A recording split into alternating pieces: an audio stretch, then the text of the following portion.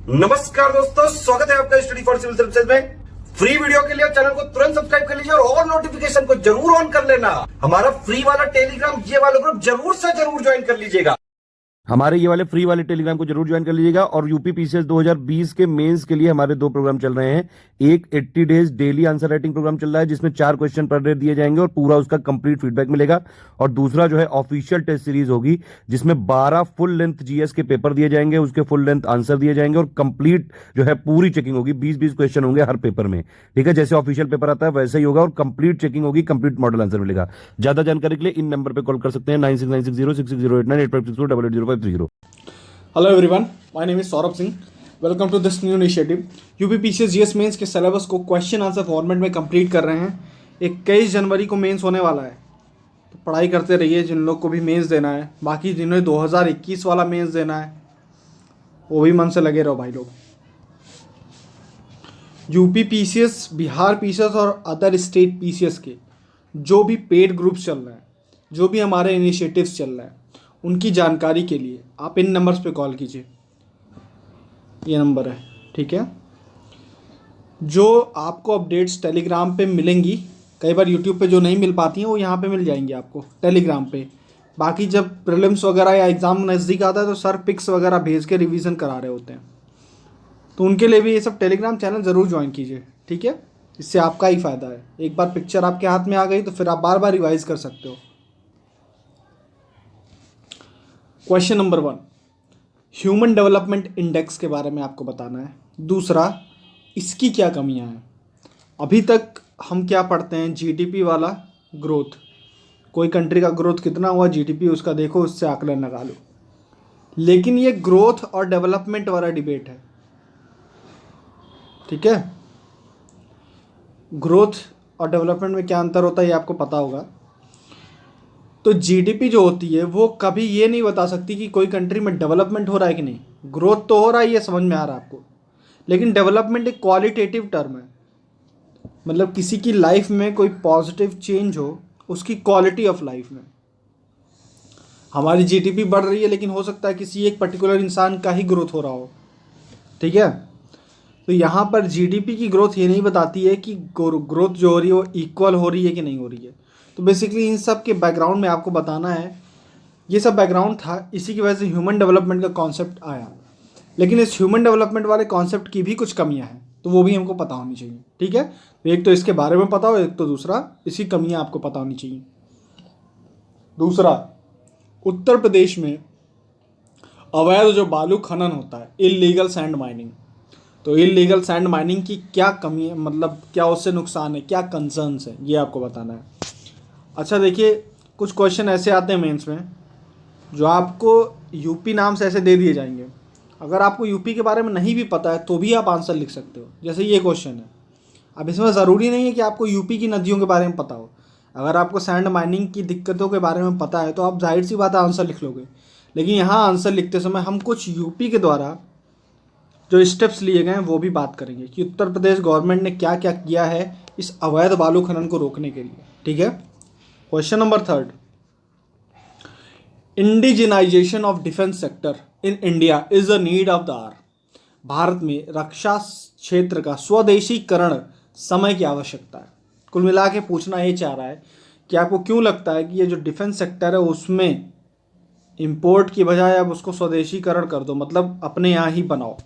तो ऐसे क्या रीजंस हैं, क्यों ये करना ज़रूरी है, ये कुछ फैक्ट्स होने चाहिए आपके पास और कुछ स्टेप्स कि क्या गवर्नमेंट कर रही है इनके लिए, ठीक है। ये हो गया। नेक्स्ट पॉइंट है, हमने पढ़ा था लास्ट वीडियो में एटीट्यूड के बारे में, अभिवृत्ति, और फिर ये कैसे बनती है तो हमने सोशलाइजेशन पढ़ा था। फिर हमने पढ़ा था रीइंफोर्समेंट थ्योरी, जिसमें हम एक लोग को अवार्ड दे रहे थे, फिर किसी को पनिशमेंट दे रहे थे, फिर एक सोशल इन्फ्लुएंस वाला पढ़ा था। बेसिकली हमने ये पढ़ा था कि कैसे अभिवृत्ति या एटीट्यूड का फॉर्मेशन होता है। यहाँ पे हमारे सिलेबस में एक टॉपिक लिखा हुआ है कि कैसे किसी का एटीट्यूड आप चेंज करोगे। एटीट्यूड चेंज करने के 2 तरीके हैं, एक है सोशल इन्फ्लुएंस, दूसरा है परसुएशन, ठीक है, सामाजिक प्रभाव और अनुनय। तो इसके बीच का डिफरेंस पूछा है आपसे यहाँ के क्वेश्चन में, और ये कैसे करते हैं, मतलब सोशल इन्फ्लुएंस कैसे करते हैं, परसुएशन कैसे करते हैं, ये पूछा है। ये आपको पता रहेगा तो आप किसी केस स्टडी में इनको यूज़ करोगे, ठीक है। और डायरेक्ट क्वेश्चन तो आ ही सकता है। चलिए, question number 1, write a short note on human development index, what are the drawbacks. मैंने बताया कि पहले हमारा अभी डेवलपमेंट को मेज़र करने का मेजर फोकस लोगों का क्या रहता है, कंट्रीज़ का जीडीपी। जिस कंट्री की जीडीपी तेज़ी से ग्रो कर रही है, अब ग्रोथ परसेंट मान लीजिए 7 से 8% से ग्रो कर रही है, तो लोग कहेंगे वो कंट्री बहुत अच्छी डेवलप कर रही है। लेकिन यहाँ पे एक प्रॉब्लम है। मानता हूँ हमारी जीडीपी बढ़ी है, 1991 के रिफॉर्म्स के बाद से लगातार हमारी जीडीपी में ग्रोथ हुआ है, पावर्टी में कुछ कमी आई है, लेकिन जिस हिसाब से ग्रोथ हुई है क्या उसके हिसाब से पावर्टी में कमी आई है? नहीं आई है। इसका मतलब आप सीधी बात समझोगे कि जो हमारा ग्रोथ हो रहा है वो इंक्लूसिव नहीं है, वो समावेशी नहीं है, वो सबको साथ लेके चलने वाला नहीं है। जो ग्रोथ के बेनिफिट्स हैं वो सब आदमी तक एक साथ नहीं पहुंच रहे हैं। लास्ट ईयर हमने एक ऑक्सफैम की रिपोर्ट देखी थी जिसने इंडिया में कितनी इनइक्वालिटी है उसको फोकस किया था। तो इन सब फैक्टर्स के साथ आप ये जस्टिफाई कर सकते हो कि जो हमारा अभी ग्रोथ का मॉडल है उसमें समावेशी विकास नहीं हो रहा है, इसलिए इससे हम अपने डेवलपमेंट का माप नहीं कर सकते। तो यहाँ पे हमारा इंट्रोडक्शन इसके बेसिस पे शुरू होता है, ठीक है। To shift the focus of development economics from national economy accounting to people centred policies, the concept of human development index was proposed by Pakistani economist Mahbubul Haq. कहते हैं कि अभी जो डेवलपमेंट इकोनॉमी का फोकस कहाँ है, नेशनल इकोनॉमी अकाउंटिंग कैसे करते हैं हम, जीडीपी बेस्ड। तो कहते हैं कि नेशनल इकोनॉमी अकाउंटिंग बेसिस से पीपल सेंटर्ड की तरफ हमको जाना है। डेवलपमेंट नापने के इस तरीके से इस तरीके पे जाना है, और इस चीज़ से जीडीपी बेसिस से पीपल सेंटर्ड पॉलिसी की तरफ जाने के लिए महबूबुल हक ने, और इसमें अमर्त्य सेन जी का भी बड़ा इंपॉर्टेंट रोल रहा है, उन्होंने कॉन्सेप्चुअल बेसिस डेवलप किया। अभी हम पढ़ेंगे कैसे। महबूबुल हक जी के मदद से हमने ह्यूमन डेवलपमेंट इंडेक्स के कॉन्सेप्ट को यूज़ करना सीखा। यहाँ पे देखिए, विकास अर्थशास्त्र के फोकस को, पहले विकास अर्थशास्त्र जो है उसका फोकस क्या था, राष्ट्रीय आय लेखांकन जीडीपी के रूप में, इसके बजाय लोगों पर केंद्रित करने के लिए, मतलब लोगों को जो विकास हो, लोगों का विकास हो, उस पर केंद्रित करने की नीतियां बनाना है। और इस चीज़ के लिए मानव विकास सूचकांक की अवधारणा का विकास हुआ। मतलब आपका जो जीडीपी वाला मॉडल है वो पीपल सेंटर्ड नहीं है, लोगों को लेके नहीं चल रहा है, ठीक है।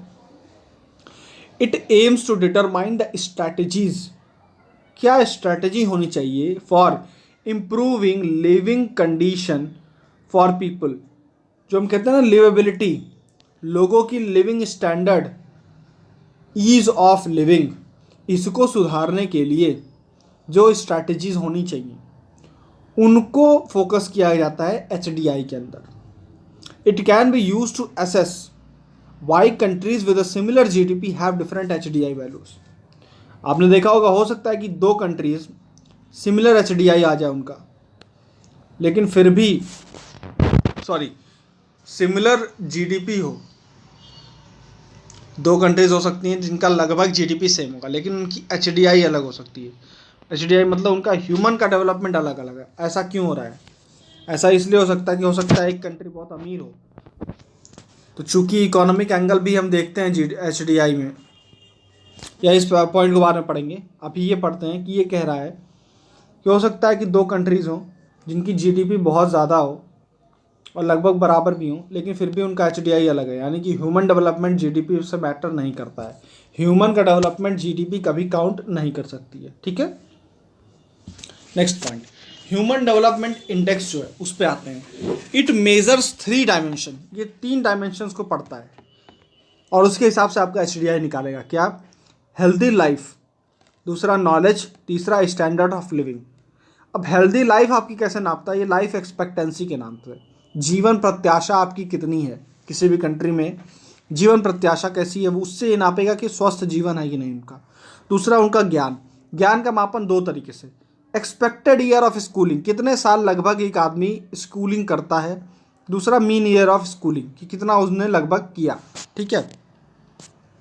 और स्टैंडर्ड ऑफ लिविंग कि जीडीपी या फिर GNP, gross national income per capita, प्रति व्यक्ति सकल राष्ट्रीय आय, मैंने बोला था कि इकोनॉमिक एंगल भी ले लिया इसने, हेल्थ भी ले लिया और एजुकेशन भी ले लिया। तो आप बोल सकते हो कि हेल्थ, एजुकेशन और पर कैपिटा इनकम, इन तीनों चीज़ों की बेसिस पे क्या निकाला जाता है, ह्यूमन डेवलपमेंट इंडेक्स। ठीक है, ये हो गया आपका। अब ये बहुत इंपॉर्टेंट है ये चीज़ पता करने के लिए कि इसके फ़ायदे क्या हैं और इसके नुकसान क्या हैं। ठीक है, ये चीज़ हो गई। आगे बढ़ते हैं। अब इसका क्रिटिसिज्म हम पढ़ लेते हैं, 1 मिनट।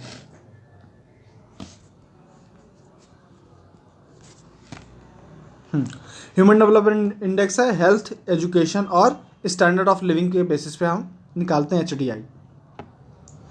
इसका यूज़ क्या था आपको समझ में आ गया है। एक पहला पॉइंट क्या है, GDP वाले बेसिस से हट करके ह्यूमन डेवलपमेंट के बेसिस पे जाना है। ठीक है, दूसरा पॉइंट है, एक अमर्त्य सेन जी कहते हैं, अमर्त्य सेन। अमर्त्य सेन का क्या क्रिटिसिज्म है GDP का।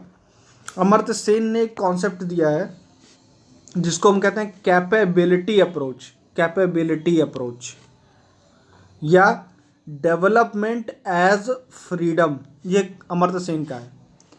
वो कहते हैं कि डेवलपमेंट मैं उसे मानूंगा जब आपकी फ्रीडम को हम मैक्सिमाइज करेंगे। डेवलपमेंट मैं तब मानूंगा जब आपकी कैपेबिलिटीज में कैपेबिलिटीज में वृद्धि होगी। ठीक है, एज अ इंडिविजुअल, एक इंसान के रूप में आपकी जो भी कैपेबिलिटीज थी, आपकी जो फ्रीडम थे, वो जब बढ़ेंगे तो मैं इसको डेवलपमेंट मानूंगा। ठीक है, GDP बेसिस पे ये हो सकता है कि ना हो रहा हो।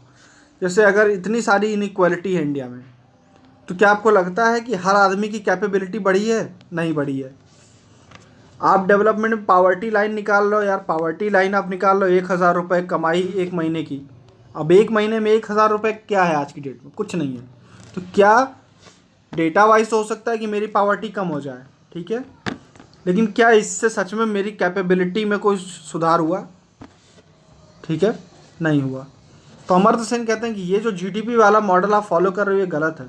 डेवलपमेंट तो तब माना जाएगा जब किसी की कैपेबिलिटी में कुछ सुधार हो या उसके फ्रीडम या चॉइसेस, उसको चॉइस लेने के जो अधिकार हैं उसमें कुछ वृद्धि हो। अगर ये नहीं हो रहा है तो डेवलपमेंट नहीं हो रहा है। इसलिए भी ह्यूमन डेवलपमेंट के कॉन्सेप्ट की तरफ आप आएंगे। क्यों? क्योंकि यहाँ पे हेल्थ की बात हो रही है, यहाँ एजुकेशन की बात हो रही है, यहाँ पे स्टैंडर्ड ऑफ लिविंग की बात हो रही है। हाँ, मैं मानता हूँ कि ये जो नापने का तरीका डेवलपमेंट, ये कुछ अच्छा है किसके मुकाबले, GDP वाले मॉडल से। ठीक है, अब इसका क्रिटिसिज्म क्या है? कई बार ये हो सकता है कि countries could achieve same level of HDI through different combination of expectancy and GNI per capita. हमने पढ़ा 3 चीज़ें हैं इसमें, हेल्थ है, एजुकेशन है और पर कैपिटा इनकम है। 2 कंट्रीज़ का एग्जांपल लेते हैं हम। मान लो कोई एक अरब कंट्री है और कोई एक छोटी कंट्री है अफ्रीका की। हो सकता है वो हेल्थ और एजुकेशन पे, अफ्रीका वाली कंट्री हेल्थ और एजुकेशन पे अच्छा काम कर रही है, लेकिन पर कैपिटा इनकम उनकी क्या है, कम है। तो उनका कुछ HDI नंबर निकलेगा XYZ। ठीक है, दूसरा अरब कंट्री का नाम लीजिए आप, वो हेल्थ और एजुकेशन पे कम खर्चा कर रही है, लेकिन उसका तेल बेचने की वजह से पर कैपिटा इनकम बहुत ज़्यादा है। तो उसका भी हो सकता है कि HDI इसी के बराबर आ जाए। समझ रहे हो आप? मतलब यहाँ पे 3 चीज़ें हैं, हेल्थ, एजुकेशन और पर कैपिटा इनकम। अब एक कंट्री इन दोनों पे काम की तो उसका कुछ मान लो 1 के करीब कुछ आ गया HDI। अरब कंट्री ने सिर्फ पर कैपिटा पे काम किया, फिर भी उसका अगर 1 के करीब आ गया, तो कहने को तो दोनों का HDI बराबर है, लेकिन क्या दोनों कंट्रीज़ में डेवलपमेंट एक समान है? नहीं है। ये सिर्फ तेल बेच के पैसा कमा रहे हैं। इन्होंने सच में जो डेवलपमेंट होना चाहिए उस पर काम किया है। अफ्रीका कंट्रीज़ का हम एग्जांपल दे रहे हैं, कंट्री 1 उसने सच में ह्यूमन डेवलपमेंट पे काम किया, हेल्थ और एजुकेशन पे काम किया, लेकिन ये तो सिर्फ अरब कंट्री सिर्फ क्या तेल बेच के काम कर रही है। तो कहने को आपको HDI नंबर तो दोनों का सेम मिल सकता है, लेकिन यहाँ भी क्वालिटेटिव डिफरेंस को काउंट नहीं किया जा रहा है। तो HDI का एक क्रिटिसिज्म ये है। ठीक है, दूसरा, HDI fails to take into account factor such as inequality, poverty and gender disparity. अब हेल्थ है, एजुकेशन है और पर कैपिटा इनकम है। यहाँ से पॉवर्टी, जेंडर डिस्पैरिटी और इनइक्वालिटी उतने अच्छे तरीके से फिर भी आप नहीं माप सकते। वही बात बोली, अगर पर कैपिटा इनकम देखिए, आप पर कैपिटा इनकम ही तो ले रहे हो काउंट में। इंडिया के पर कैपिटा इनकम देखोगे तो करीब 1 लाख रुपए है, ठीक है, करीब 1 लाख रुपए इस तरीके से। लेकिन क्या सच में सबको उतना पैसा मिल रहा है? नहीं मिल रहा है, यानी कि इतनी इनइक्वालिटी है। तो पर कैपिटा इनकम आप टोटल कंट्री जितना इनकम हो रही है, पूरी कंट्री की जितना इनकम हो रही है, डिवाइडेड बाई पॉपुलेशन होता है। इसका ये मतलब थोड़ी है कि सच में लोगों को तक इतना पैसा डिवाइड हो रहा है, क्योंकि जिस कंट्री में ऐसा इकोनॉमिक सिस्टम होगा जो पैसे को इक्वल डिस्ट्रीब्यूशन नहीं फेवर करता है, तो ऐसी कंट्री में इनइक्वालिटी बढ़ी रहेगी। और इंडिया जैसी कंट्री में हो सकता है पर कैपिटा इनकम आपका ज़्यादा दिखा रहा हो, तो उसकी वजह से आपका HDI भी अच्छा दिखेगा। लेकिन सच में रियलिटी क्या है कि यहाँ पे इनइक्वालिटी की वजह से वो पर कैपिटा इनकम सब तक नहीं पहुँच रही है। तो HDI का एक दिक्कत ये भी है कि ये सच में जेंडर डिस्पैरिटी हो गया या इनइक्वालिटी हो गया, इन चीज़ को फैक्टर में नहीं ले रहा है। अमर्त्य सेन वाला क्रिटिसिज्म देखते हैं। अमर्त्य सेन क्या कहते हैं? अमर्त्य सेन का दृष्टिकोण क्या है कि विकास को हमारी स्वतंत्रता और विकल्पों को बढ़ाना होगा। विकास वह होना चाहिए जो हमारी स्वतंत्रता, हमारी फ्रीडम और हमारी चॉइसेस को बढ़ाए, हमारी कैपेबिलिटी को बढ़ाए। जैसे राजनीतिक स्वतंत्रता, आर्थिक सुविधाएं, इकोनॉमिक अपॉर्चुनिटीज़, सामाजिक अवसर मेरे पास होने चाहिए, मेरे पास ट्रांसपेरेंसी होनी चाहिए, मुझे सिक्योरिटी होनी चाहिए, ठीक है। इन सारी चीज़ों को मिला के मैं कहता हूँ कि हाँ मेरे डेवलपमेंट हुआ है। तो आप तो HDI में यार बस 3 चीज़ देख रहे हो, हेल्थ, एजुकेशन और पर कैपिटा इनकम। तो जो डेवलपमेंट के विभिन्न आयाम हैं उनको HDI नहीं माप रहा है। तो अमर्त्य सेन के हिसाब से जो डेवलपमेंट की डेफिनीशन है वो बहुत ब्रॉड है, और उसको तो HDI उसके आसपास भी कहीं नहीं है। तो ये भी एक क्रिटिसिज्म हो गया। तो इस तरीके से हमने देखा कि भाई HDI है क्या, क्यों GDP वाले मॉडल से हम HDI की तरफ मूव किए हैं। HDI में 3 चीज़ें, हेल्थ, एजुकेशन और पर कैपिटा इनकम। हेल्थ में क्या, लाइफ एक्सपेक्टेंसी। एजुकेशन में मीन ईयर ऑफ स्कूलिंग और एक्सपेक्टेड ईयर ऑफ स्कूलिंग। और per capita income, GNI per capita, ठीक है। ये 3 चीज़, इसके बेसिस पे हमने निकाला HDI। डिफरेंस देखा कि 2 कंट्रीज़ भले ही वो अलग अलग कॉम्बिनेशन के थ्रू भी सेम HDI अचीव कर सकते हैं। जैसे अरब कंट्री या किसी अफ्रीकन कंट्री का एग्जांपल ले लो, या कोई ऐसी कंट्री का एग्जांपल ले लो, जैसे क्यूबा है, तो उनका एग्जांपल ले लो जो हेल्थ और एजुकेशन पे अच्छा कर रही हैं लेकिन पर कैपिटा इनकम कम है।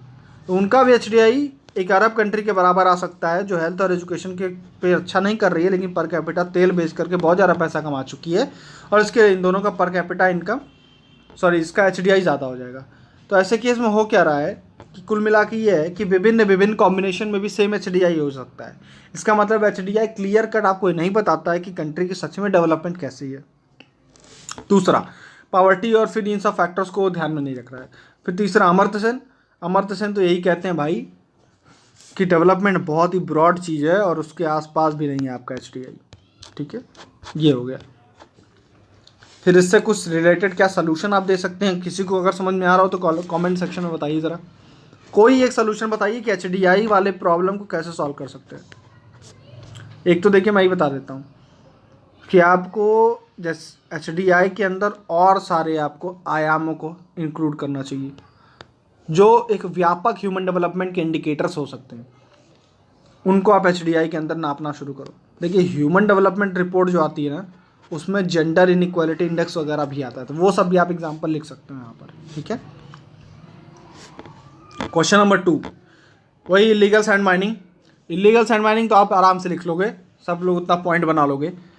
यहाँ पे जो फैक्ट है वो पढ़ते हैं, ज़्यादा इंपॉर्टेंट है कि यूपी ने क्या क्या इसके लिए किया है, ठीक है। यूपी ने क्या किया है, सेंट्रल गवर्नमेंट इसके लिए क्या कर रही है, वो ज़्यादा आपके आंसर को रिच करेगा। बाकी तो फिर पॉइंट बनाने आएगा ही आपको। तो फिर लिखती है इंट्रोडक्शन यार कि illegal sand mining is not just an environmental concern for Uttar Pradesh but it has its law and order, economic and political ramifications too. मतलब अवैध रेत खनन जो है वह केवल एक पर्यावरणीय चिंता नहीं है बल्कि इसके कानून व्यवस्था, आर्थिक और राजनीतिक प्रभाव भी हैं। इससे आपने बता दिया कि मैटर जो है ना बहुत इन्वायरमेंटल तक सीमित नहीं है, ठीक है। क्वेश्चन में भी सिर्फ इन्वायरमेंट नहीं पूछा है, ध्यान दीजिएगा। Next point, as per mines and mineral development and regulation act, MMDR act कहते हैं, माइंस और MMDR एक्ट, इसको याद रख लीजिए। जैसे mines and mineral development and regulation act 1957, इसके हिसाब से सैंड क्या एक माइनर मिनरल है, एक लघु खनिज है, और लघु खनिज का कौन रेगुलेशन करता है यहाँ पर, स्टेट गवर्नमेंट। यानी कि सेंट्रल गवर्नमेंट का एक जो ये नियम है ये वाला, ये बताता है क्या कि सैंड वगैरह जैसे जो भी माइनर मिनरल है उनका रेगुलेशन कौन करेगा? State government. तो हमारे यहाँ कौन है? Of course Uttar Pradesh government इसको रेगुलेट कर रही है। ठीक है। इम्पैक्ट क्या है? सबसे पहला इन्वायरमेंटल है। इन्वायरमेंटल आपको पता है नदी का जो बालू है उसके कई सारे और फंक्शंस हैं। ठीक है। वो जो भी सेडिमेंट वो लेके आ रही है रिवर, तो सेडिमेंट्स एक तो देखिए फ्लड कंट्रोल सिस्टम है। नेचुरली फ्लड कंट्रोल वगैरह नेचुरल लेवल पे करने के लिए रिवर्स को अपने अंदर सैंड चाहिए होता है। ठीक है। वाटर जो है उस वाटर को फिर सीप इन होने के लिए, ग्राउंड वाटर रिचार्ज करने के लिए सैंड की वहाँ पे आवश्यकता होती है। ठीक है। फिशेज हैं, कुछ बायोडाइवर्सिटी है, तो जैव विविधता है कुछ, वो उस सैंड से जुड़ी हुई रहती है। तीसरा इन्वायरमेंटल कंसर्न और भी है। कोई रिवर का जो फ्लो है उसको कहीं ना कहीं ये चीज़ें रेगुलेट कर रही होती हैं। आप मैन मेड तरीके से उस पूरे एरिया के सैंड को अपने मनमाने तरीके से आप पूरा उसको लैंडस्केप को चेंज कर दोगे तो रिवर जो है उसका फ्लो चेंज हो जाएगा और उसकी वजह से फ्लड और ये सब सिचुएशन भी आ सकती हैं। ठीक है। ये डायरेक्ट हो गए। इनडायरेक्टली क्या क्या? आप जब वो बालू खनन करने जा रहे हो तो आप बहुत ही अनसस्टेनेबल तरीके से करते हो। आप इतना नहीं निकाल रहे हो, 3 मीटर तक नहीं, आप पता चला कई सारे मीटर 10-10 मीटर की खान के बालू निकाल दे रहे हो। वो अनसस्टेनेबल तरीका है। आप उतनी सारी गाड़ियाँ वगैरह वहाँ पे लेके जाओगे, उसकी वजह से जो एमिशन हो रहा है उसका अलग दिक्कत है। ठीक है। तो ये हो गए इन्वायरमेंटल कंसर्न। नेक्स्ट है पॉलिटिकल कंसर्न। पॉलिटिकल कंसर्न क्या है कि ये जो बालू माफिया होते हैं, आपने सुना होगा, रेत माफिया, खनन माफिया, यहाँ पे एक नेक्सस बना होता है पुलिस, क्रिमिनल और पॉलिटिशियन का। और ये जो क्रिमिनल और इन तीनों लोग का नेक्सस होता है ये बहुत ही खतरनाक हो जाता है एडमिनिस्ट्रेशन के लिए, इसको तोड़ पाना। आपने कई अधिकारियों के बारे में सुना होगा, जैसे दुर्गा शक्ति नागपाल ने भी शायद ये बालू माफिया के खिलाफ ही उन्होंने पहला कुछ ऐसा न्यूज़ में थी, वो कई सारे अधिकारियों की तो जान ले ली गई इन माफियाओं के द्वारा। ठीक है। जो फिल्मी स्टाइल में एकदम गाड़ी से कुचलवा दिया और ये सब कर दिया, ये सब भी होता है। तो इस तरीके से इस नेक्सस को तोड़ पाना, ये जो यहाँ पे 60 घाट है ना, इसको तोड़ पाना बहुत मुश्किल हो जाता है। तो उससे अपनी law and order situation create होंगी। ठीक है। कानून व्यवस्था को दिक्कत होगी, ये माफिया बन जाते हैं, फिर ये मनी लॉन्ड्रिंग करेंगे, इलीगल एक्टिविटीज़ में काम करेंगे, ऑर्गेनाइज्ड क्राइम करेंगे। समझ रहे हैं? ये सारे एंगल आप जोड़ सकते हैं। इकोनॉमिक क्या है? हमने पढ़ा कि सैंड क्या है? माइनर मिनरल है। तो इसका जो भी रेवेन्यू आना चाहिए वो स्टेट गवर्नमेंट के पास आना चाहिए। आप स्टेट को दोहरा नुकसान कर रहे हो, पहले तो उसकी रिसोर्सेज चोरी कर रहे हो, दूसरा इसको जो रेवेन्यू मिलना चाहिए वो नहीं मिल रहा है, तो दोहरा नुकसान स्टेट गवर्नमेंट को मिलता है। ठीक है। ये जो नेक्सस हो जाता है इसकी वजह से होगा क्या कि प्राइसेस जो है ना इन चीज़ों के वो बहुत ज़्यादा बढ़ जाएंगे। तो आर्टिफिशियल राइजिंग ऑफ प्राइस आपको देखने को मिलेगा और इसको आप कंट्रोल नहीं कर सकते हैं। ठीक है। बिल्डिंग मटेरियल के लिए ये हो गए आपके इन्वायरमेंटल, पॉलिटिकल और इकोनॉमिक फैक्टर्स। और कोई पॉइंट याद आ रहा हो तो बताइएगा ज़रा। स्टेप्स क्या क्या लिए गए हैं? देखिए 2017 में उत्तर प्रदेश लेके आता है माइनिंग पॉलिसी। उसके अंदर कुछ प्रावधान करता है, जैसे जितने ठेके दिए जाएंगे इन चीज़ों के लिए वो ई टेंडर के थ्रू दिए जाएंगे, पहली चीज़। दूसरी चीज़, अगर कोई गलती करता है तो उसके लिए फास्ट कोर्ट लगाया गया है कि आप चोरी वोरी कर रहे हो इस तरीके की, तो आपको फास्ट कोर्ट के अंदर जल्दी सजा देने की कोशिश की जाएगी। फाइन जो है वो पर हेक्टेयर फाइन को बढ़ा के 25,000 से 5 लाख रुपए कर दिया गया है कि अब 5 लाख रुपए तक का आपके पास फाइन लग सकता है अगर आप गलत काम करते हुए पकड़े जाते हैं। स्टेट को जितना भी रेवेन्यू होता है वो 1.3% से 3% करना है उसको, मतलब रेवेन्यू बढ़ाने की बात की गई है। रेवेन्यू कैसे बढ़ेगा? चोरी को रोको और वो जो पैसा इधर उधर जा रहा है उसको स्टेट के रेवेन्यू में जमा करवाओ। डीएम को और ज़्यादा पावर्स दी गई हैं। ठीक है। इसके अलावा उत्तर प्रदेश ने डिक्लेयर किया है बैन अंटिल द रिवर, जैसे कुछ एक पीरियड होता है, जैसे मानसून का टाइम है तो उसमें नदियाँ ज़्यादा पानी लेके आ रही हैं तो बालू भी लेके आती हैं, तो कुछ टाइम के लिए वहाँ पर क्या किया जाएगा कि ये माइनिंग को रोक दिया जाएगा। इससे क्या होगा कि रिचार्ज ऑफ सैंड हो जाएगा। ये सस्टेनेबल तरीका है कि टाइम कुछ नदी को दिया जाए ताकि वो अपने नेचुरल रिसोर्स को फिर से जमा कर सके और फिर आप उसमें से निकालो। आप ये नहीं कि लगातार निकालते ही रहो, तो नदी फिर जमा कैसे कर सकती है उस चीज़ को, नहीं कर पाएगी। तो ऐसा कुछ किया गया है और एक डिस्ट्रिक्ट मिनरल फाउंडेशन बनाया गया है। डिस्ट्रिक्ट मिनरल फाउंडेशन क्या होता है भाई, कि यहाँ पे एक तरीके का फाउंडेशन, एक ग्रुप बना दिया गया है, शायद डीएम होते हैं इसके, वो चेयरमैन होते हैं, और जितना ये माइनिंग वगैरह हो रहा है इसका कुछ पैसा इसके अंदर जाता है। इसका उद्देश्य ये होता है कि जिन एरियाज़ को, जिन लोगों को इस माइनिंग की वजह से निगेटिव उनके ऊपर असर पड़ रहा है, उनके हित में इसके पैसे को यूज किया जाए। तो डिस्ट्रिक्ट मिनरल फाउंडेशन का ये मतलब है कि वहाँ का पैसा जो सरकार तक जा रहा है उसका कुछ हिस्सा वहीं के लोगों तक बंटना चाहिए। ठीक है, ये है पूरा आइडिया, इतना ही जानना है। एक रिवीजन कि है क्या ये चीज़, तो इसका डेफिनेशन पढ़ लिया। 1957 की MMDR एक्ट, MMDR कहती है क्या, एक माइनर मिनरल है, इसीलिए स्टेट गवर्नमेंट इसका रेगुलेशन करेगी। दिक्कत हमने पढ़ ली इन्वायरमेंटल में क्या कि इरोजन बढ़ेगा, कोस्टल इरोजन भी बढ़ेगा, फिशरीज को दिक्कत होगी, बायोडाइवर्सिटी कमी होगी, यहाँ पर फ्लड हो सकता है। क्यों? क्योंकि रिवर अपना जो रास्ता है उसको बदल सकती है, और फ्लड कंट्रोल करने की जो रिवर की कैपेसिटी है वो ख़त्म हो जाती है अगर आप इससे लगातार बालू को खींचते रहोगे। उसके अलावा वहाँ पर आने जाने की वजह से जो एक्स्ट्रा एमिशन होता है वो, ये सब तो फैक्टर हैं ही हैं। इसके अलावा पॉलिटिकल में क्या, एक तरीके का नेक्सस बना हुआ है तीन लोग के बीच में। उसके अलावा law and order situation create होगी। इकोनॉमिक में हमने पढ़ा कि इसमें रेवेन्यू नहीं आ रहा है स्टेट गवर्नमेंट को, और दूसरा क्या हो रहा है, इलीगल माइनिंग हो रही है, तो एक तरफ रेवेन्यू नहीं आ रहा है, दूसरा एक तरफ रिसोर्स आ रहा है स्टेट गवर्नमेंट का। तीसरा क्या है कि करप्शन की वजह से क्या हो रहा है कि आर्टिफिशियल इंक्रीज इन प्राइसेस देखने को मिल रहा है। ठीक है, ये हो गया। स्टेप्स में 2017 की पॉलिसी के बारे में बताएंगे। अच्छा, सेंट्रल गवर्नमेंट ने अभी एक रूल बनाया है सैंड माइनिंग से रिलेटेड। वो जिसको पता हो थोड़ा एक दो पॉइंट लिख के बताइए कमेंट सेक्शन में, थोड़ा आप लोग भी खोजिए कि सेंट्रल गवर्नमेंट ने अभी क्या किया है। मैं बता रहा हूँ कि हाल ही में कुछ रूल्स बनाए हैं इससे रिगार्डिंग, सैंड माइनिंग से रिलेटेड। तो वो क्या है ज़रा पढ़ के बताइएगा आप लोग। Question number 3, indigenisation of defence sector. Bharat में रक्षा क्षेत्र का स्वदेशीकरण करने की बहुत ही आवश्यकता है, इस पर चर्चा करना है आपको। अब आपको कैसे लिखना है ये क्वेश्चन, आपको बताना है कि ऐसा क्या दिक्कत हो रही है कि स्वदेशीकरण नहीं है इसकी वजह, समझ रहे हो आप। पहले आप बताओ कि क्या क्या समस्या फेस कर रहा है, फिर बताओ कि हाँ इसलिए स्वदेशीकरण करने की ज़रूरत है, फिर ये बताओ कि फ़ायदा क्या होगा स्वदेशीकरण करने से, फिर ये बताओ कि क्या क्या हमने स्टेप्स लिए हैं इसके लिए। यही हो गया पूरा आंसर। ठीक है, तो पहले तो लिखेंगे स्ट्रैटेजिक रीजन है भाई, रणनीतिक रक्षा आवश्यकताएं हैं हमारी। उसके साथ साथ आत्मनिर्भर भारत की जो पॉलिसी है, पहले क्या है हमारी स्ट्रैटेजिक रिक्वायरमेंट्स हैं, दूसरा एक तरफ आत्मनिर्भर भारत है। इन दो चीज़ को मिला लिया जाए तो एक तरीके से ये पूरा सिस्टम बनता है कि हाँ भारत को इंडिजनाइजेशन की तरफ चलना है ना।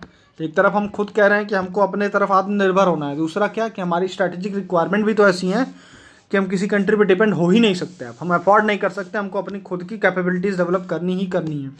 क्योंकि कहते हैं कि इंटरनेशनल रिलेशन में कोई किसी का परमानेंट दोस्त नहीं होता है। तो आज को हो सकता है अमेरिका आपके साथ खड़ा है, कल को ना हो। पिछले पास्ट में ऐसा हो चुका है कि अमेरिका आपके साथ नहीं था लेकिन आज है। तो ये जो शॉर्ट विंडो आपको मिलता है ना, उसमें आपको सबसे अच्छी बात है कि अपनी कैपेबिलिटीज़ को बढ़ा लेना है, किसी पे डिपेंडेंट रहना ही नहीं है। ये हो गया आपका इंट्रोडक्शन। दूसरा, why defence indigenisation is required, क्यों ज़रूरत है भाई इसकी। सिप्री के बारे में पता होगा आपको, क्या है ये फुल फॉर्म यार, Stockholm International Peace Research Institute है शायद, पीस है शायद, हाँ। ये बेसिकली क्या होता है कि हर साल एक रिपोर्ट लेके आता है, उसमें बताता है कि कौन सी कंट्री कितना ज़्यादा खर्चा कर रही है अपने डिफेंस के ऊपर।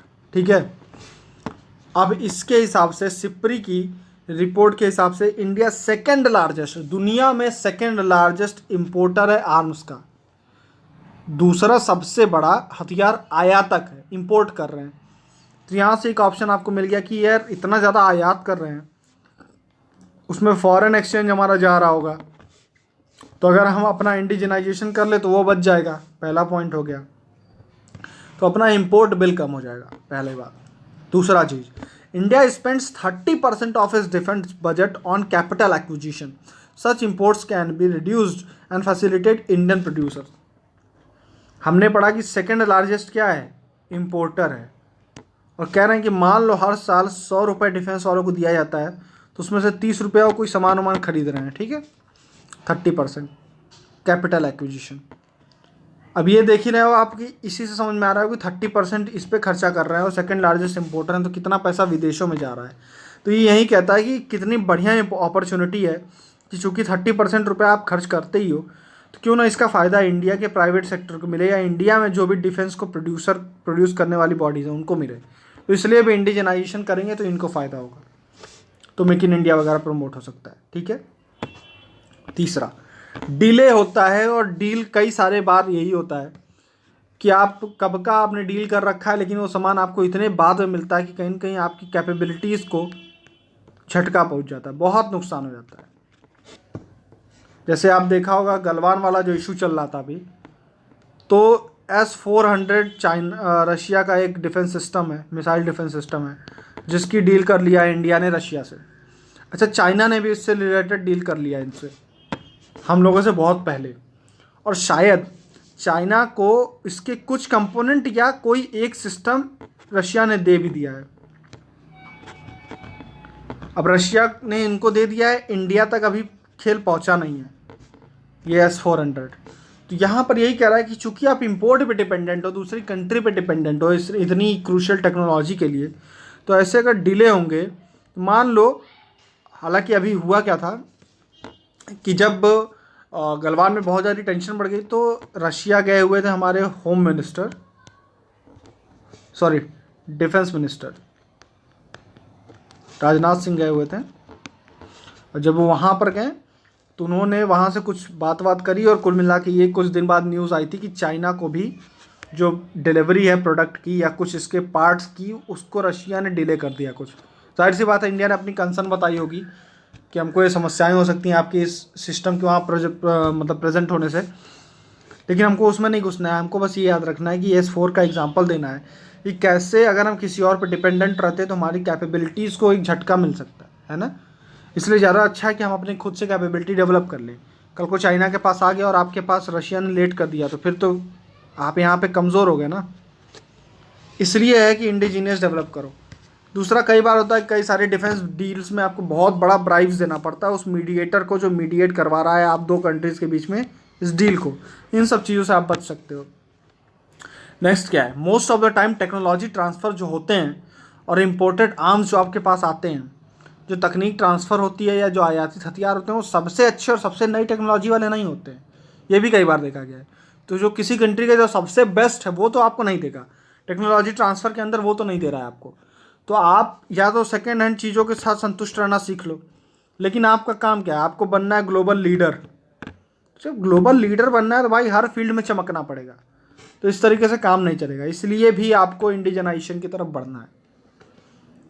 India if pushes for indigenisation can promote export. अगर हम अपने यहाँ स्वदेशीकरण करते हैं तो डिफेंस मार्केट इतनी बड़ी और इतनी प्रॉफिट वाली चीज़ है कि इंडिया इससे एक्सपोर्ट से बहुत पैसा कमा सकता है। ठीक है, लास्ट है, India is facing challenge on dual front. एक तरफ चाइना, एक तरफ पाकिस्तान है। आपकी ज्योग्राफी इस तरीके से आप बीच में हो, डुअल फ्रंट पे आपको मतलब इन लोगों का सामना करना पड़ता है। दोहरी जो कहते हैं, क्या नाम है, चुनौतियाँ, दोहरे मोर्चे पर चुनौतियों को सामना करना पड़ता है। तो ऐसे में आपको तो अपनी कैपेबिलिटीज़ आप कॉम्प्रोमाइज़ कर ही नहीं सकते, आपके पास ऑप्शन ही नहीं है। आपको अपने आप को डेवलप करना ही करना है। सीपेक से चाइना आपके इंडिया के में से घुस के पाकिस्तान को इस तरीके से सपोर्ट कर रहा है, डायरेक्टली सपोर्ट कर रहा है, न्यूक्लियर पावर प्लांट्स तक के और इन चीज़ों में भी उनको सपोर्ट कर रहा है। ठीक है, तो आपको अपने आप को इतना स्ट्रांग करना है कि आप इन दो लोग से डील कर सको इकट्ठे। उसके लिए आप दूसरी कंट्रीज़ पर नहीं डिपेंडेंट हो सकते। आपकी अपनी यूनिक रिक्वायरमेंट है, उसके हिसाब से आपको अपना इंडिजनाइजेशन प्रमोट करना ही पड़ेगा। ठीक है, वो यहीं लिखा हुआ है ये बात, क्योंकि आत्मनिर्भरता का कोई क्या विकल्प है ही नहीं।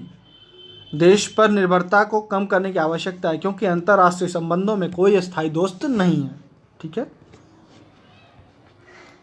फिर क्या स्टेप्स लिए गए भाई इसके लिए? तो पहला है draft defence production and export promotion policy, रक्षा उत्पादन और निर्यात प्रोत्साहन नीति का ड्राफ्ट, कोने का ड्राफ्ट 2020 का ये। ठीक है, दो चीज़ इसमें दिख रही है, डिफेंस प्रोडक्शन, एक्सपोर्ट प्रमोशन। देख रहे हैं आप, डिफेंस को प्रोडक्शन को बढ़ाना है इंडिजीनियस वो भी घर के अंदर, मतलब स्वदेशीकरण, और एक्सपोर्ट को बढ़ाना है। तो ये एक पॉलिसी सरकार की इसी रास्ते पे चल रही है कि स्वदेशीकरण भी करना है और साथ साथ स्वदेशीकरण करोगे हर चीज़ यहीं तो खपत हो नहीं जाएगी, तो एक्सपोर्ट भी प्रमोट करना है। एक्सपोर्ट का डेटा ये है, कहता है कि 2025 तक 35,000 करोड़ का एक्सपोर्ट आपको करना है इंडिया को। 2025 तक कितना एक्सपोर्ट करना है? 35,000 करोड़ का एक्सपोर्ट करना है। ठीक, हाल ही में एक निगेटिव इंपोर्ट लिस्ट आई, निगेटिव आयात सूची है। निगेटिव आयात सूची का मतलब क्या है? कहते हैं कि what ever you can produce in India you should not import. What ever you can produce in India you should not import. आप जो कुछ भी भारत में खुद बना सकते हो आपको वो इम्पोर्ट नहीं करना है। सीधी बात, आप अपनी कैपेबिलिटीज़ को बढ़ाइए, आप यहाँ पे प्रोडक्शन कीजिए। छोटी मोटी चीज़ पता चला आप पिस्तौल मंगा रहे हो आप बाहर से, क्या मतलब है? तो जो भी चीज़ अब इसमें निगेटिव लिस्ट ला दी। निगेटिव लिस्ट में मतलब उन चीज़ों को है जिनको आप आयात नहीं करोगे, उनको आप घर में बनाओ। घर में मतलब ऐसा नहीं कि कट्टे वट्टे घर में बना रहे हो आप, मतलब स्वदेशीकरण करना है। प्राइवेट सेक्टर इंडिया में या डिफेंस के private sector public sector units जो हैं वो बनाएंगे, इंडिया खुद बनाएगा, ये मतलब कहना है। ठीक है, प्रमोट इंडिजिनाइजेशन। अब इंडिजिनाइजेशन कैसे कैसे प्रमोट करेंगे, कैसे हो सकता है? खुद सोचो आप। स्वदेशीकरण, एक तरफ यार R&D पे कुछ खर्च करो, रिसर्च एंड डेवलपमेंट पे, ठीक है। दूसरा, जो चीज़ें बन गई हैं उनकी टेस्टिंग वगैरह के लिए कुछ व्यवस्था करो, तेज़ी से टेस्टिंग करो। कई बार ये होता है कि टेस्ट करने में इतना टाइम लग जाता है कि फिर प्राइवेट सेक्टर मतलब टाइम का यार, उसको प्रॉफिट चाहिए, तो आप उसने तुरंत सामान बनाई, आप तुरंत चेक करो और उसका फिर मार्केट उसको मिलनी चाहिए उस सामान को। तो टेस्टिंग का टाइम जो कम करने की ज़रूरत है, एक ये बात हो गई। दूसरा क्या कि डिफेंस के जो पब्लिक सेक्टर एंटरप्राइजेज हैं उसमें कुछ चेंज करने की ज़रूरत है। बेचना है तो बेचो जो काम नहीं कर रहे हैं, और कुछ को फिर से क्या करने की ज़रूरत है, उसमें कुछ चेंजेस करने की ज़रूरत है उनके गवर्नेंस को लेकर के। ठीक है, MSME सेक्टर को प्रमोट करने की ज़रूरत है, प्राइवेट सेक्टर को प्रमोट करने की ज़रूरत है। कुल मिला के इन 4-5 चीज़ों पे हम काम करेंगे और एक एक्सपोर्ट तो हम पढ़ ही रहेंगे 35,000 करोड़। तो इस तरीके से हमारा स्वदेशीकरण हो सकता है। पढ़ते हैं इंडिजिनाइजेशन कैसे, स्वदेशीकरण कैसे करेंगे। Special support to MSME by defence investor cells. Defence investor cells बनाने हैं जो MSME को विशेष समर्थन देंगी। ठीक, पहला पॉइंट। दूसरा, डिफेंस के पब्लिक सेक्टर अंडरटेकिंग्स जो हैं PSUs को सुधार करना है या विनिवेश करना है तो विनिवेश कर दीजिए। ठीक है, उनका अगर आपको डिसइन्वेस्टमेंट करना है, प्राइवेटाइजेशन करना है, जो भी करना है करो। रिसर्च एंड डेवलपमेंट को प्रमोट करना है। डिफेंस एक्सपो टाइप चीज़ें करनी है। डिफेंस एक्सपो क्या करता है कि आपकी कैपेबिलिटीज़ को दुनिया को दिखाता है, आपके लिए मार्केट क्रिएट करता है। जैसे लखनऊ में हुआ तो लखनऊ में ये बताया क्या होगा ना, ये बना सकते हैं हम, फिर वहाँ पे कुछ लोग उसको खरीदेंगे, कुछ लोग और इन्वेस्टर्स आएंगे, FDI आएगा, ये सब टाइप चीज़ें होंगी। ठीक है, इनोवेशन बढ़ाने के लिए 2 काम किए जा रहे हैं। ये बनाया गया है IDEX, innovation for defence excellence. ठीक है, IDEX, innovation for defence excellence एक बनाया गया है, और मिशन रक्षा ज्ञान लगाया गया है। तीसरी चीज़ क्या है कि इस पॉलिसी में ही बोला गया है कि जो हमारे फॉरेन डिप्लोमेट्स हैं, ठीक है, उनको कोशिश करनी है, जैसे कोई अगर अफ्रीका में पोस्टेड है तो उसको ये कोशिश करनी है कि वहाँ पे इंडिया का एम्बेसडर बने, इस सेंस में भी कि इंडिया के लिए मार्केट वहाँ पे क्रिएट करे, डीलिंग्स करे, लोगों तक वो बात पहुँचाए कि इंडिया ये चीज़ें बना रहा है, और ये मतलब अपने लेवल पे भी वो उसके लिए कार्यरत रहे कि इंडिया का प्रचार करे इन मामले में, और इंडिया के लिए एक मार्केट को क्रिएट करे, ताकि इंडिया डिफेंस का मेजर एक्सपोर्टर बने, इम्पोर्टर नहीं। ठीक है, तो ये था। फिर से एक बार देख लेते हैं फट से, क्या था ये पूरी स्कीम। इंडिजिनाइजेशन क्यों करना है, तो हमने पढ़ा पहले कि भाई सेकंड लार्जेस्ट इंपोर्टर है, इतना ज़्यादा इंपोर्ट कर रहे हो तो इससे अच्छा है खुद बनाना सीख लो। दूसरा क्या, 30% क्या करते हो पूरे डिफेंस बजट का, कैपिटल एक्विजिशन, तो क्यों ना उसके लिए उत्पादन खुद भारत में शुरू किया जाए। फिर कहते हैं कि कई बार रक्षा खरीद में देरी होती है, रिश्वत देना पड़ता है, इन सबसे हम बच सकते हैं। S-400 का एग्जाम्पल आप दोगे, रशिया का। अधिकांश टाइम जो ट्रांसफ़र हो रहा है टेक्नोलॉजी का, वो ख़राब टेक्नोलॉजीज दे रहे हैं, पुरानी टेक्नोलॉजीज दे रहे हैं, उससे आप बच सकते हो। लास्ट में क्या है कि स्वदेशीकरण का कोई वो है ही नहीं आपके लिए, क्या कहते हैं, विकल्प है नहीं, क्योंकि एक तरफ चीन है, एक तरफ पाकिस्तान है, बीच में आपको अपनी कैपेबिलिटी बढ़ानी ही बढ़ानी है। ठीक है, लास्ट में हम लिखेंगे स्टेप्स क्या लिए जा रहे हैं। सबसे इंपॉर्टेंट जो चीज़ आज की डेट में ये ड्राफ्ट पॉलिसी है, इस पॉलिसी के बारे में आपको लिखना है। 2025 तक क्या करना है, 35,000 करोड़ का एक्सपोर्ट करना है। एक नेगेटिव सूची लाई गई है स्वदेशीकरण को बढ़ावा देने के लिए। MSME, research and development, defence, public sector enterprises को चेंज करना है। मिशन रक्षा ज्ञान और फिर भारतीय राजदूत। ठीक है, ये हो गया आपका revision. Last question, social influence क्या होता है, परसुएशन क्या होता है, मतलब सामाजिक प्रभाव और अनुनय, इसके बीच में अंतर क्या है। सामाजिक प्रभाव और अनुनय के विभिन्न साधन क्या है, मतलब ये कैसे करते हैं, कैसे आप किसी को परसुएट करोगे, कैसे किसी को किसी चीज़ के लिए मनाओगे आप, ये लिखना है। करते तो आए बचपन से आप, बस वही आज लिखना है। ठीक है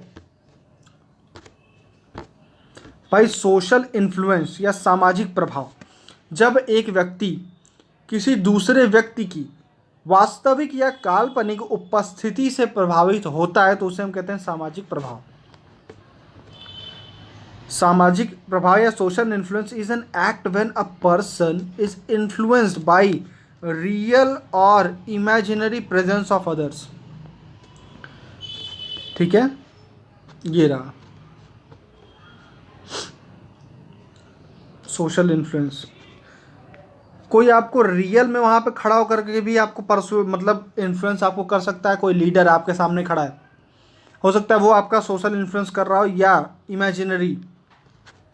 अब मोदी जी की फ़ोटो स्वच्छ भारत अभियान यहाँ लगा रखे हैं यार चौराहे पे, कूड़ा आप फेंकने जा रहे हो मान लो रोड पे, और जिस जगह फेंक रहे हो आप मान लो वहीं पर एक फ़ोटो लगा दीजिए, मोदी जी का फ़ोटो लगा दिया गया यहाँ पर, वहाँ पे लिखा है स्वच्छ भारत अभियान। तो हो सकता है एक बार कूड़ा फेंकने जाओ, रोज़ फेंक रहे हो, लेकिन यहाँ आज फेंकने जाओगे तो यार कहोगे अरे भाई साहब, यहाँ पर तो इमेजिनरी रूप में कौन है प्रेजेंट है, मोदी जी। मतलब मैं एक एग्जांपल दे रहा हूँ कि किस तरीके से गवर्नमेंट अलग अलग तरीकों को अपना के आपके ऊपर एक तरीके का सामाजिक प्रभाव करना चाहती है आपके ऊपर, कि ये सोशल इन्फ्लुएंस है।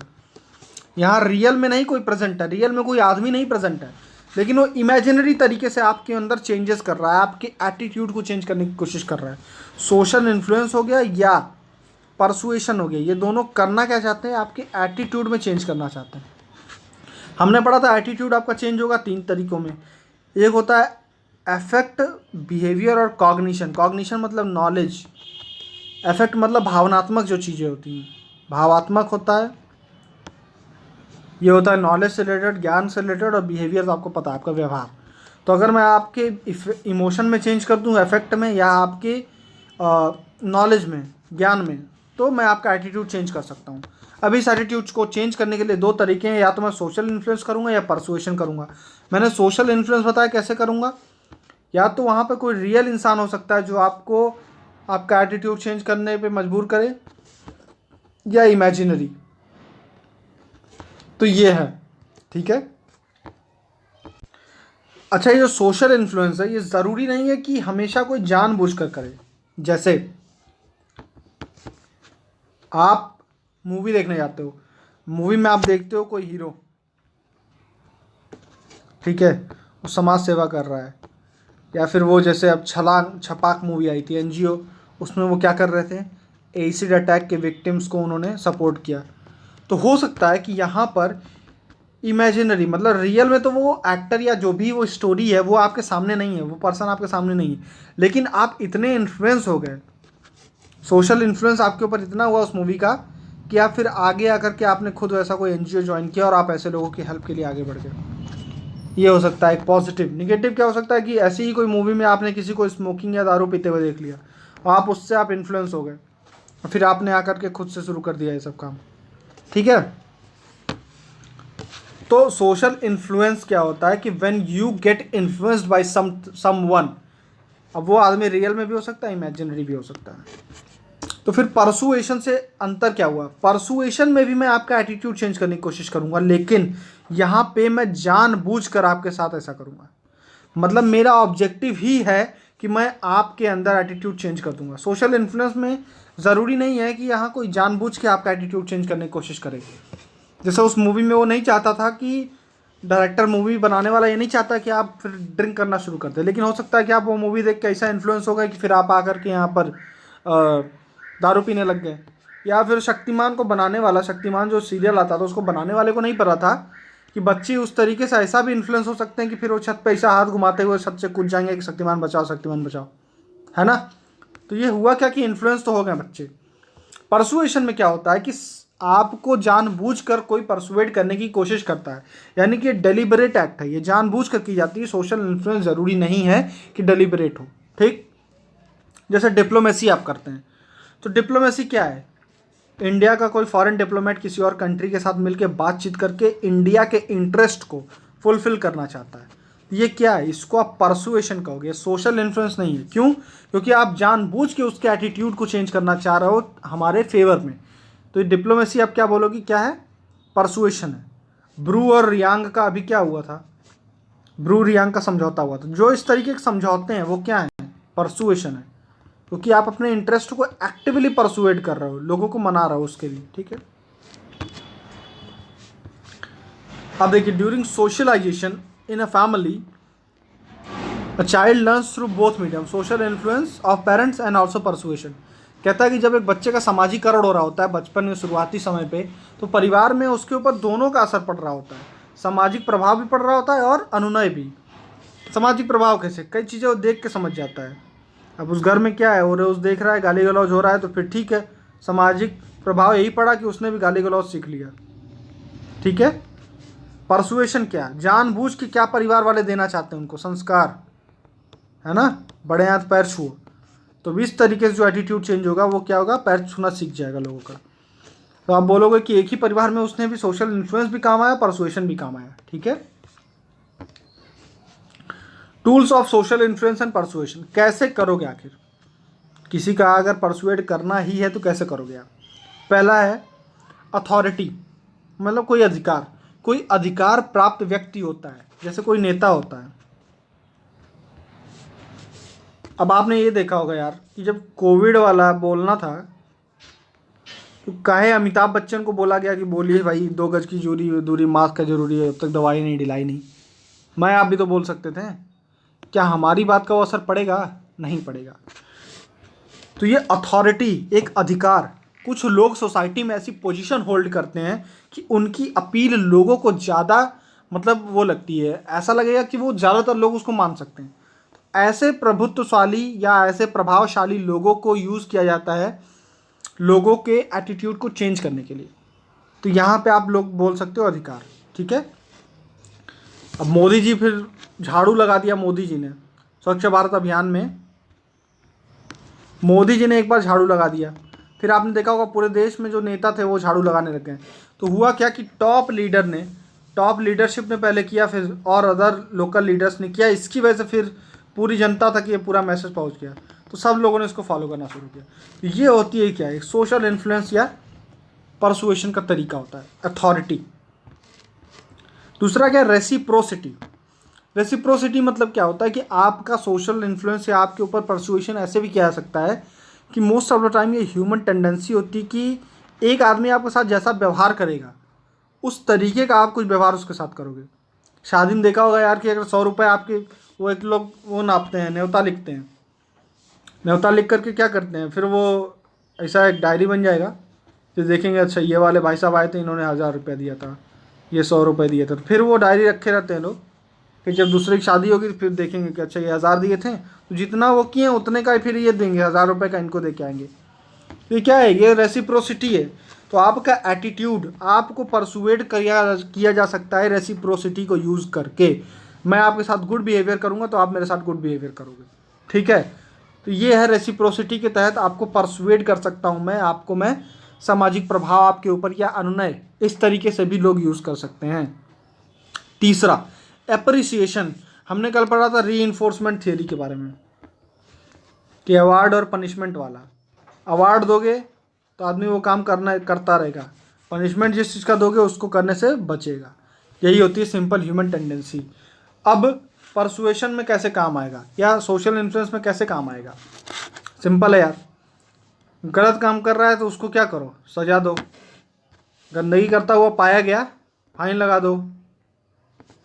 स्वच्छ भारत को प्रमोट करता हुआ पाया गया तो मन की बात में उनकी बात कर दो, है ना। ये हो गया, ये आपने देखा होगा। आखिर मोदी जी वहाँ पे बैठ करके गांव के किसी आदमी की बात क्यों करते हैं? वो एप्रिसिएशन जो है उस आदमी को लोकल हीरो बना देगा और फिर लोग इसको फॉलो करना सीखेंगे। ये होता है परसुएशन या सोशल इन्फ्लुएंस। ठीक है, नेक्स्ट पॉइंट क्या है? स्कार्सिटी। अगर आपको कोई चीज़ बता दी जाए कि ये बहुत कम है तो आपको मैं उस हिसाब से काम करने में मजबूर कर सकता हूँ। जैसे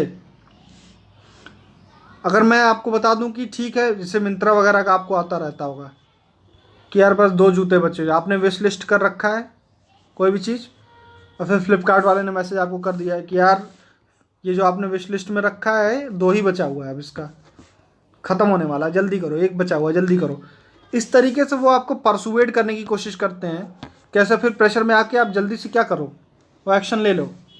जो वो चाहते हैं उस तरीके से आपको आपका एटीट्यूड अपनी तरफ मोड़ देते हैं। तो अगर मैं किसी चीज़ की स्कार्सिटी वगैरह फोकस करूँ ना, जैसे नीति आयोग कई सारे इंडेक्सेस लेके आ रहा है।